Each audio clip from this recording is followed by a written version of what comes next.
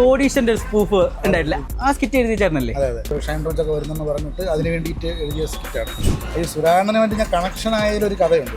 പുള്ളിയെ എനിക്കും കെവിനും ഉൾപ്പെടെ പേടിയായിരുന്നു. എന്തൊക്കെയാ ഇവരുടെ കുറച്ച് പരിപാടികൾ? നമ്മൾ ഈ സിംഹത്തിനെ പ്രതീക്ഷിച്ച് പോയിട്ട് മുയലിനെ കിട്ടിയല്ലോ. ഒരു എഴുത്തുകാരനെന്ന രീതിയിൽ എന്നെ കൊണ്ടുവന്നത് അവരെ സ്കിറ്റുകളായിരിക്കും കൂടുതൽ. അവരെ വെച്ച് എന്ത് വേണോ പ്ലാൻ ചെയ്യാം. ഇമെയിൽ ആണെങ്കിലും ഗുണ്ടയാണെങ്കിലും. എക്സ്പീരിയൻസിൽ അഭിമാനം തോന്നുന്ന ഒരു നിമിഷം എന്ന് പറഞ്ഞാൽ അത് പറയുമ്പോൾ ഏതായിരിക്കും? ആ ഗോൾഡൻ ബസ്റ്ററാകുമ്പോൾ ഞാൻ വിചാരിച്ചെന്നാൽ കളിയാക്കാൻ പറയാൻ അപ്പ കത്തിയതാണ് ഈ ഗോപം കൊണ്ട്. എങ്ങനെയാണ് ചേട്ടൻ ഇത് എഴുതുന്നത്? അതിന് എനിക്ക് നന്ദി പറയാനുള്ളത് വെമ്പായത്തൊരു ചേച്ചിയുണ്ട്.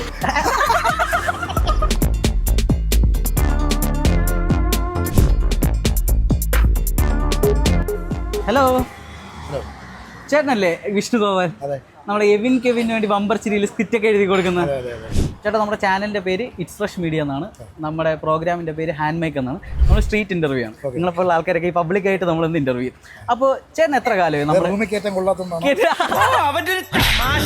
അപ്പോൾ നിങ്ങൾ ഈ എഴുതി കൗണ്ടറൊക്കെ ഇങ്ങനെ സ്പോട്ട് പറയുന്ന ആളായതുകൊണ്ട് നിങ്ങളിങ്ങനെ ഇൻ്റർവ്യൂ ഒക്കെ ചെയ്യാൻ വരുമ്പോൾ എനിക്കൊരു പേടിയുണ്ട്, എനിക്ക് വല്ല ട്രോള് കിട്ടും. റൂമിൽ കയറ്റാൻ കൊള്ളാത്തതുകൊണ്ടല്ല, എല്ലാവരും റൂമിലാണല്ലോ ഓരോ ഇൻ്റർവ്യൂ ചെയ്യുന്നത്. അപ്പോൾ ഒരു വെറൈറ്റി ഒരു പുതുമയ്ക്ക് വേണ്ടി നമ്മളിങ്ങനെ പബ്ലിക്കലി ഉള്ള സ്ട്രീറ്റ് ഇൻ്റർവ്യൂ എന്നുള്ളൊരു പുതിയ ആശയമാണ് നമ്മൾ പരീക്ഷിക്കുന്നത്. നമ്മുടെ ഷൈൻ ടോൺ ചക്ക ഒരു ചിരി വന്ന സമയത്ത് കോഡീഷന്റെ സ്പൂഫ് ഉണ്ടായിട്ടില്ല. ഫേസ്ബുക്കിൽ മെമ്മറീസ് ആണ്. ഇന്നത് ഒരു വർഷമായി ആ സ്കിറ്റ് എഴുതിയ ചേട്ടനല്ലേ? എന്തൊക്കെ ഉണ്ട് ചേട്ടാ അതിന്റെയൊക്കെ വിശേഷങ്ങളൊന്ന് പറഞ്ഞു? എൻ ഷാ സാറിന്റെ ഒരു സിനിമയുടെ പ്രൊമോഷനായിട്ട് ബന്ധപ്പെട്ട് ഷൈൻ ടോൺ ചാക്കോ വരുന്നെന്ന് പറഞ്ഞിട്ട് അതിന് വേണ്ടിയിട്ട് എഴുതിയ സ്കിറ്റാണ്. അപ്പോൾ സീസൺ 1 അവർ ചെയ്ത ഷൈൻ ടോൺ ചാക്കോ ക്ലിക്കായിരുന്നു. അത് ഡെമ്പറടിച്ച സ്കിറ്റായിരുന്നു. അപ്പോഴാണ് പിന്നെ ഇത് എങ്ങനെ കൊണ്ടുവരിക എന്നുള്ളതാണ്. അപ്പോൾ ഷൈനിൻ്റെ ആറ്റിറ്റ്യൂഡും ഷൈനൊക്കെ നന്നായിട്ട് അമർ ചെയ്യും. അന്ന് ഷൈൻ ടോമുമായിട്ടുള്ള ഒരു ഇൻട്രാക്ഷൻ അല്ലെങ്കിൽ പുള്ളി എങ്ങനെയായിരുന്നു ഫ്ലോറിൽ വന്നപ്പോൾ? പുള്ളിയെ എനിക്കും കെവിനും ഉൾപ്പെടെ പേടിയായിരുന്നു. പിന്നെ എന്ത് പറയും, ഫുള്ളിയെ ട്രോളാണ്. എന്ത് പറയുമോ എന്നുള്ളൊരു പേടിയുണ്ടായിരുന്നു. പക്ഷെ നമ്മളെ പുള്ളിയെ പറ്റി എന്തെങ്കിലും എഴുതിയ പുള്ളിക്ക് അത് ഇഷ്ടപ്പെടുവോ അങ്ങനൊരു സാധനം ഉണ്ടായിരുന്നു. അപ്പം നമ്മൾ ഈ സിംഹത്തിനെ പ്രതീക്ഷിച്ച് പോയിട്ട് മുയലിനെ കിട്ടിയല്ലായിരുന്നു. അത്ര കംഫർട്ടായിരുന്നു. പുള്ളി ചേർത്ത് പിടിച്ചപ്പോൾ നസീർക്ക ഞാൻ ഫ്ലോറിൽ കയറിയപ്പോൾ ചോദിക്കും, വിഷ്ണു സിനിമ എഴുതുമ്പോൾ ഷൈനെ വിളിക്കുമോ? പുള്ളി ആക്ച്വലി സ്കിറ്റ് കണ്ടിട്ട് എന്താ പറഞ്ഞത്? പുള്ളി ഭയങ്കര ഹാപ്പിയായി. എങ്ങനെയാണ് കേട്ടോ നമ്മുടെ പിള്ളേർ ഈ സ്കിറ്റൊക്കെ നിങ്ങളിങ്ങനെ എഴുതി കൊടുക്കുന്നത് എങ്ങനെയാണ് നല്ല സപ്പോർട്ടായിട്ട് കൂടെ ഉണ്ടാവും? എന്തൊക്കെയാണ് ഇവരുടെ കുറച്ച് പരിപാടികൾ എവിനെ പറ്റി എന്താണ് പറയാനുള്ളത്? സംബന്ധിച്ചിടത്തോളം ഞാൻ ഏറ്റവും എനിക്ക് കംഫർട്ടായിട്ടുള്ള ആർട്ടിസ്റ്റുകളാണ്. കാര്യം അവരെ വെച്ച് എന്ത് വേണോ പ്ലാൻ ചെയ്യാം. ഫീമെയിൽ ആണെങ്കിലും ഗുണ്ടയാണെങ്കിലും മ്യൂസിക് ഡയറക്ടർ ആണെങ്കിലും ഏത് വേഷങ്ങൾ കൊടുത്താലും സ്ക്രിപ്റ്റ് ആക്കിയിട്ട് അങ്ങോട്ട് കൊണ്ട് ചെയ്യണം, മാറി ചെയ്യണമെന്ന് പറഞ്ഞാലും നമുക്കത് നല്ല ഔട്ട് തരുന്ന. എന്നെ സംബന്ധിച്ചിടത്തോളം എൻ്റെ കരിയറിൽ ഏറ്റവും എനിക്ക് പേരുണ്ടാക്കി തന്ന സ്കിറ്റുകൾ ചെയ്തത് അവരാണ്. ഏറ്റവും കൂടുതൽ ഗോൾഡൻ ബസ്റ്റർ അടിച്ചു തന്ന ഒരു എഴുത്തുകാരനെന്ന രീതിയിൽ എന്നെ കൊണ്ടുവന്നത് അവരെ സ്കിറ്റുകളായിരിക്കും കൂടുതൽ. എത്ര കാലം വെച്ചിട്ട് കെവിൻ്റെ കുറേ സ്കിറ്റുകൾ നമ്മൾ കണ്ടിട്ടുണ്ട്. അപ്പോൾ എത്ര കാലം അവർക്ക് വേണ്ടിയിട്ട് ഇങ്ങനെ എഴുതാൻ തുടങ്ങിയിട്ട്? ഇപ്പോൾ എത്രത്തോളം സ്കിറ്റുകൾ നമ്മൾ എഴുതിയിട്ടുണ്ടോ? സീസൺ 2 ഏകദേശം ഒരു 20-25 സ്കിറ്റുകൾ എഴുതിയിട്ടുണ്ട്. അതിലൊരു 10-15 ട്രെൻഡിങ് സ്കിറ്റുകളായിരുന്നു. അതിൽ ആദ്യം എഴുതുന്ന തമ്പി ബേബി എന്ന് പറയുന്ന സ്കിറ്റാണ്. ജഗദീഷ് സാറും ഗസ്റ്റായിട്ട് വന്ന സ്കിറ്റാണ്. അത് കഴിഞ്ഞിട്ട് പിന്നെ ചെയ്യുന്ന കടലിൻ്റെ സ്കിറ്റ്, അതും എനിക്ക് എൻ്റെ ഫേവറേറ്റ് സ്കിറ്റുകളിൽ ഒന്നാണ്. അവരെ കൂടെയുള്ള ഗ്രൂമിങ് എക്സ്പീരിയൻസ് ഒക്കെ എങ്ങനെയാണ്? ഗ്രൂമിങ് എക്സ്പീരിയൻസ് എന്ന് പറഞ്ഞാൽ ഇപ്പോൾ പ്രായത്തിൽ വളരെ ചെറിയ പിള്ളേർ, പ്രായത്തിൻ്റെ ഒരു അകലം നമ്മൾ തമ്മിലില്ല. അപ്പോൾ അവന്മാരെ കൂടെ ഇരിക്കുമ്പോൾ ഞാനും അവന്മാരെ പോലെ ഒരു പ്ലസ് 2-കാരനാവും. പ്ലസ് 2 നമ്മൾ പറഞ്ഞ തമാശകളും നമ്മൾ പറഞ്ഞ കഥകളൊക്കെ അവന്മാർക്കും കൊടുക്കും.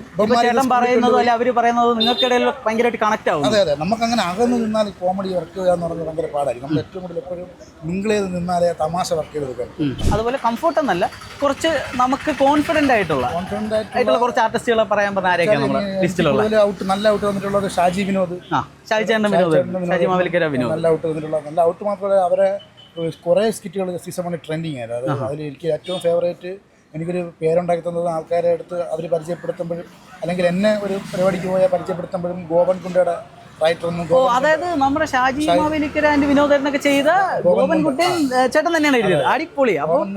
അതുപോലെ എനിക്കൊരു കംഫർട്ടായിട്ടുള്ള അല്ലെങ്കിൽ എനിക്കൊരു അഭിമാനം തോന്നിയ സ്കിറ്റ് എന്ന് പറഞ്ഞാൽ ദൃശ്യ ജോസ്നയുടെ ബോക്സിംഗ് സ്കിറ്റ്, ട്രെൻഡിങ് സ്കിറ്റായിരുന്നു. ഗോൾഡൻ ബസ്റ്റർ സ്കിറ്റായിരുന്നു. അതെ, ബമ്പർ ചിരി സീസൺ 2 ഏറ്റവും കൂടുതൽ റെക്കോർഡുകൾ അല്ലെങ്കിൽ ഇത്തരത്തിലുള്ള സ്കിറ്റുകൾ കൂടുതൽ അച്ചീവ് ചെയ്തെന്നുള്ളത് ബമ്പർ ചിരി തന്നെ. എഴുതിയത് ബമ്പർ ചിരിയിലാണ്. മാത്രമല്ല പല ആർട്ടിസ്റ്റുകളെയും ഫസ്റ്റ് ബമ്പർ ഇപ്പോഴത്തെ ബമ്പർ രാജ നേടിയ അഖിലാകേഷിൻ്റെ ഫസ്റ്റ് ബമ്പർ എൻ്റെതാണ്. അമൽ സോനയിലെ അമലിൻ്റെ ഫസ്റ്റ് ബമ്പർ എൻ്റെതാണ്. വിലാസിനി ശ്രീജിത്തിൻ്റെ ഫസ്റ്റ് ഗോൾഡൻ ബസ്റ്റർ എൻ്റെതാണ്. സീസൺ 1 ഞാനൊരു 500 എപ്പിസോഡോളം വർക്ക് ചെയ്തിട്ടുണ്ട്. അതുപോലെ സീസൺ 2-ലും ഏകദേശം 500 എപ്പിസോഡോളം വർക്ക് ചെയ്തിട്ടുണ്ട്. ഒരു 1000-അടുപ്പിച്ച് സ്കിറ്റുകൾ എഴുതിയിട്ടുണ്ട്. അതായത് 1000-ൽ പരം സ്കിറ്റുകൾ എഴുതിയിട്ടുണ്ട്. എഴുതി അതിൽ ഏകദേശം ഒരു 90% സ്കിറ്റും വിജയമെന്ന് നമുക്ക് അഭിമാനപൂർവ്വം പറയാൻ പറ്റും. കൃഷ്ണേട്ടാ, ഒരു റൈറ്റർ എന്ന നിലയിൽ കുറേ അച്ചീവ്മെന്റ്സ് ഒക്കെ നമ്മളിങ്ങനെ സംസാരിച്ചു.